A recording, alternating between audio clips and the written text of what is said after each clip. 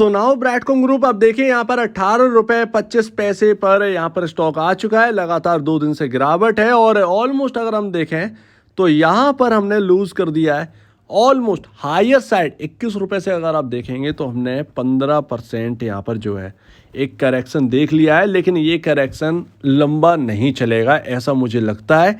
यहाँ पर आपका डिविडेंड का जो एक डेट है वो फिक्स कर दी गई है आपके एजीएम से पहले। ये ध्यान रखिए, आपके एजीएम से पहले आपकी डेट आ चुकी है। आपको डिविडेंड मिलने वाला है 4 दिन के भीतर भीतर। और देखिए जी बिजनेस में यहाँ पर जो है ना आपका थोड़ा सा अगर आप सर्च करेंगे तो आज का जो एक यहाँ पर ना आपका एक इम्पॉर्टेंट स्टॉक्स में जो आता है उसमें ब्रैडकॉम ग्रुप शामिल है। रिकॉर्ड डेट का यहाँ पर जो है ना आ चुका है एक्स डिविडेंड। जो आपका 10 पैसे का डिविडेंड बोला गया था वो अब एजीएम से पहले है और ये 29 सितंबर को एक्स डिविडेंड डेट है, यानी 29 सितंबर, आज 25 तारीख है, 4 दिन बाद आपका 10 पैसा यहाँ पर जो है नीचे खुलेगा ब्रैडकॉम ग्रुप। जी हाँ, 10 पैसा यहाँ पर जो है बीसीजी नीचे खुलेगा और वो 10 पैसा आपका पर शेयर के हिसाब से 30 सितंबर के दिन यहाँ पर जो है रिकॉर्ड डेट फिक्स्ड है। तो वो यहाँ पर हो जाना है एक्स डिविडेंड और आपके अकाउंट में आ जाएगा 30 या 31 जो 1 अक्टूबर है तब तक यहाँ पर जो है आपके अकाउंट में आ जानी चाहिए। तो ये आपका डेट फिक्स्ड हो चुकी है, ये एक अच्छी बात है एजीएम से पहले, यानी कि एजीएम में अभी देर है। कुल मिलाकर इससे ये समझ में आ रहा है कि एजीएम में अभी देर है, अभी अनिश्चितता बहुत है, तो एजीएम के लिए थोड़ा सा टाइम चाहिए। और वही बात है जब यहाँ पर जो एक अपर पोजीशन जो है वो उधर उस कुर्सी पर कोई है नहीं तो एजीएम कैसे होगा। वहाँ पर सीईओ रहते हैं, सीएफओ रहते हैं, बाकी लोग रहते हैं, तो वो सब चाहिए होते हैं। अब जब सीईओ सीएफओ ही नहीं है तो एजीएम कौन करेगा, ऑर्गेनाइज कौन करेगा। तो ये एक सबसे बड़ी बात आ जाती है ना। तो वही यहाँ पर है, लेकिन आपका डिविडेंड जो है वो डेट फिक्स्ड हो गई है और अभी 4000 करोड़ के ऊपर मार्केट कैप निकला था, अभी 3695 करोड़ है। मेरे ख्याल से अब बेस बिल्डअप होगा और इस स्टॉक में तेजी आना बाकी है। वापस हम उसी लाइन से टकराएंगे, उसी ट्रेंड लाइन से टकराएंगे और टेस्टिंग होगी ब्रैडकॉम ग्रुप की कि क्या उसको क्रॉस कर पा रहे हैं। फर्स्ट टेस्ट तो यहाँ पर जो है फेल हो गया है, वो तो यहाँ पर दिख रहा है, सीधी सी बात है। ये जो गिरावट आई है वो किसी एएसएम की वजह से नहीं आई है, नहीं, ये सिर्फ और सिर्फ एक टेक्निकल वेस्ड गिरावट है जो कि यहाँ पर दिख रहा है। तो यानी कि पूरी तरीके से टेक्निकल बेस्ड ही यहाँ पर सारी चीज़ें हुई हैं। ऐसा नहीं हुआ है कि कोई न्यूज़ आ गई है या फिर एएसएम की वगैरह वगैरह। ये एएसएम तो सिर्फ एक बहाना रख देते हैं। जब 4 लोग बात करने लगते हैं एएसएम तो हमें एक सीधा वही एक समझ में आता है कि हाँ शायद ये एएसएम की बदौलत गिरा होगा, लेकिन एक्चुअल में एएसएम का कोई रोल ही नहीं है। एएसएम आपके फेवर के लिए बनाया गया है। एएसएम का कोई इतना बड़ा इम्पैक्ट नहीं है। सेबी कोई आपका यहाँ पर ऐसा नहीं है कि ये आज की ट्रेडिंग रोक दी, ये थोड़ी एएसएम का, ठीक है ना। अगर एएसएम में नहीं लाएंगे तो पता कैसे करेंगे कि क्या चल रहा है। तो वही एक सबसे बड़ी बात है। तो एएसएम पर आप फोकस ना करें, ज़्यादा बेहतर होगा। एएसएम की अगर कोई बात करता है तो उसकी बात का इग्नोर करता है। एएसएम कोई प्रेशर नहीं आता है, एएसएम सिर्फ और सिर्फ वो बातों में ही प्रेशर है, बस और कुछ नहीं है। और 4 इन्वेस्टर जब बात करते हैं तो वो बात फैलती है कंटिन्यू और प्रेशर बिल्डअप हो ही जाता है स्टॉक के ऊपर। और नए लोग जो हैं वो अगर रिस्क ले रहे हैं, उन्होंने सब कुछ समझ लिया। ऐसा नहीं है कि नए कुछ जो 100% नए इन्वेस्टर उसमें से 40% एटलीस्ट ऐसे इन्वेस्टर्स हैं जिन्होंने रिस्क को भाप लिया है, जो एक स्मार्ट इन्वेस्टर कहलाते हैं रिटेल इन्वेस्टर्स में, राइट। तो रिटेल इन्वेस्टर में आपको बहुत सारे लोग ऐसे मिल जाएंगे। आप ऑलरेडी बहुत सारे स्टॉक्स में देख सकते हैं जिनके अंदर हाईली दिक्कतें थी, वहाँ पर रिटेल ने पार्टिसिपेट किया है। ऐसा नहीं है कि वहाँ पर किया नहीं है। तो यहाँ पर भी रिटेल का जो पार्टिसिपेशन है वो चलेगा। और रिटेल इन्वेस्टर जो हैं वो रिस्क तो ले रहे हैं, लेकिन आप ये भी देखिए कि आप किस चीज़ के लिए रिस्क ले रहे हैं। पी रेशियो 2.61 पर है। आईटी के अंदर कौन सा ऐसा स्टॉक है जिसकी इतनी नेट सेल हो या प्रॉफिट हो, वो यहाँ पर इतने पी रेशियो पर आपको मिल जाए। तो वैल्यू अनलॉकिंग होगी, उसका एक टाइम पीरियड है। वैल्यू अनलॉकिंग होगी, हमारे हिसाब से कुछ नहीं होगा, ठीक है ना। हमें चाहिए, देखिए एक रिटेल इन्वेस्टर की एक सबसे बुरी आदत जो है ना, वो मैं आपको बताता हूँ। कभी मेरी भी थी ऐसी, इसलिए मैं जानता हूँ कि एक छोटे रिटेल इन्वेस्टर की क्या आदत है। वो जिस स्टॉक में निवेश करता है उसमें तुरंत रिटर्न चाहिए। ये एक साइकोलॉजिकल एक लेकर बैठते हैं कि हाँ भाई मैंने एंटर किया है, मुझे रिटर्न मिल जाए। देखिए 10 में से सिर्फ और सिर्फ 8 लोग, या बहुत ज़्यादा मैंने बोल दिया, 10 में से 4 लोग ही आप लीजिए जिनको ऐसा मौका मिलता है, उन्होंने खरीदारी करी, अचानक से स्टॉक जो है 3-4-5% रिटर्न दे गया। वो उनका एक थोड़ा सा एक डिफरेंट बैठ जाता है बाई लक। ज़्यादातर आप अगर किसी में खरीदारी कर रहे हैं तो आप ये मत सोचिए कि आपने कल के लिए खरीदारी करी है, सिंपल है, ठीक है ना। तो इस बात को आप सोचिए, थोड़ा सा टाइम तो देना ही पड़ता है, किसी भी स्टॉक में हो थोड़ा टाइम देना ही पड़ता है। जब वैल्यू अनलॉकिंग होती है तब उस टाइम का एक वैल्यू जो है वो हमें समझ में आता है कि हाँ मैंने यहाँ पर टाइम दिया, वैल्यू अनलॉकिंग हुई, जहाँ मैंने पैसा लगाया था वहाँ से आज 5 गुना 6 गुना 7 गुना पैसा हो चुका है। तो वो एक आप समझिए। और भैया कुल 10 दिन रह गए हैं, 10 डेज।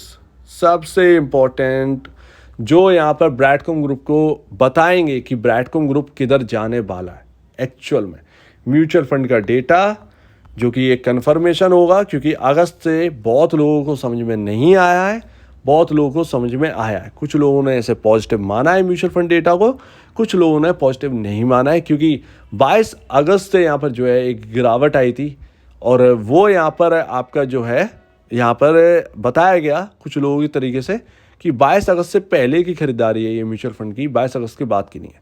तो वो एक असमंजस है, वो आपका क्लियर हो जाएगा सितंबर है। क्या लगता है अगर सितंबर का डेटा जो है पॉजिटिव आ गया तब आप क्या कहेंगे जो कह रहे हैं कि 22 अगस्त से पहले की खरीदारी है? सिंपल सी बात है। तो वही यहाँ पर देखना है, पॉजिटिव आ गया तो हाईली पॉजिटिव आपके लिए होगा, एक म्यूचुअल फंड का इशारा रिटेल इन्वेस्टर्स के लिए यहाँ पर देखा जाएगा, वो भी positive, highly highly highly positive. तो उसके लिए वेट करिए, 10 दिन रह गए हैं, आज मंडे है, इस हफ्ते आप देखिए डिविडेंड आपका है, उसके बाद 5 दिन बाद 2 अक्टूबर की छुट्टी भी है, ठीक है, उसमें आपका संडे सैटरडे भी पड़ेगा। तो आपका यहाँ पर बहुत ज़्यादा टाइम नहीं रह गया है यहाँ पर म्यूचुअल फंड का डेटा आने में, जल्द से जल्द आएगा। 6 अक्टूबर को आपका यहाँ पर जो है म्यूचुअल फंड डेटा आपके सामने आने ही लगेगा। और स्टॉक में जो गिरावट चल रही है उसे आप ये मत देखिए कि आरएसआई की वैल्यू बहुत ज़्यादा हो गई थी। देखिए आज आरएसआई की ना, आज 22 सितंबर के हिसाब से दिखा रहा है, आज 47 के आसपास आरएसआई आ चुका है। हर गिरावट में जो है 4 पॉइंट गिरता है आरएसआई, तो वो यहाँ पर आप उस हिसाब से देखेंगे तो 47.50 के आसपास आरएसआई इस वक्त आ चुका है। तो एक अच्छी बात है, आप ना तो ओवरबाउट है ना ओवर सोल्ड है, आप हैं न्यूट्रल। थोड़ा सा टाइम आपको स्टॉक दे रहा है, यहाँ पर थोड़ा सा यहाँ पर दिक्कत में देखने को मिल रहा है कि हायर साइड से प्रॉफिट बुकिंग आई है जो टेक्निकल की बेसिस पर थी, वो यहाँ पर कहीं ना कहीं खत्म होती दिखेगी। वो अब यहाँ पर जो है कहीं ना कहीं लगता है, बिल्कुल यहाँ पर डेफिनेटली कहीं ना कहीं लगता है कि वापस जो है ये स्टॉक जो है वो बाउंस करेगा और अच्छे खासे तरीके से करेगा और कहीं ना कहीं वो ट्रेंड लाइन उसी लेवल को टच करने की कोशिश करेगा। अगर वो निकल जाएगा तो फिर यहाँ पर जो है हायर साइड आपको लेवल्स देखने को मिलेंगे। लास्ट यहाँ पर आप देखिए प्रॉफिट बुकिंग आई है 21 रुपये 10 पैसे के आसपास से। वही मैं आपसे कह रहा हूँ कि देखिए ब्रैडकॉम ग्रुप के अंदर क्या चल रहा है, वही मैं आपसे कह रहा हूँ कि आप देखिए कि यहाँ पर किस तरीके से पूरा रिकवर हो गया स्टॉक। 23 रुपये से हमने गिरावट देखी थी जब यहाँ पर 22 अगस्त को खबर आई थी, ठीक है। 23 रुपये से आप 21 रुपये 10 पैसे तक पहुंचे, ऑलमोस्ट 2 रुपये का अंतर, 1 रुपये 90 पैसे का अंतर, मान लीजिए 1 रुपये 90 पैसे 2 रुपये का अंतर, आप पूरे रिकवर हो चुके हैं। ये बहुत ही इंपॉर्टेंट है, आप पूरे रिकवर हो चुके हो। इससे ज़्यादा और आपको क्या चाहिए?